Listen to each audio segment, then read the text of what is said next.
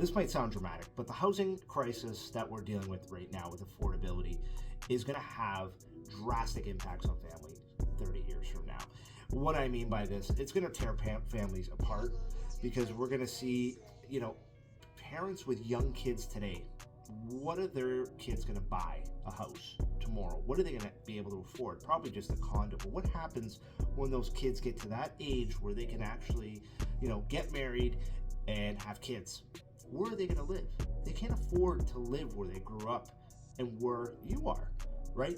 And I think it's going to create this, society of loneliness in the elderly population. I'm going to be elderly one day, and I'm going to see my kids and my grandkids living 4 hours up north or in another province because that's the only place they can afford. And it shouldn't be like that. You should be able to stay in the city you grew up in.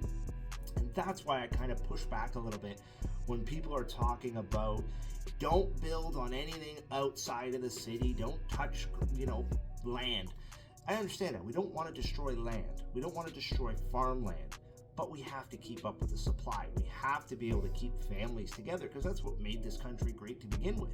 Families could come here and grow here, right? And I think sometimes we focus so much on saving the squirrel that we don't even think about humans and how we're going to cope with this in 20 to 30 years. Now, it's not a humanitarian crisis. Relax, I'm not going that deep. But it's problems that we don't think about today that are going to happen tomorrow because of political red tape today. So something's got to change with the way housing and development is done, and it has to happen soon because we are far behind with what we need to get done to make housing more affordable.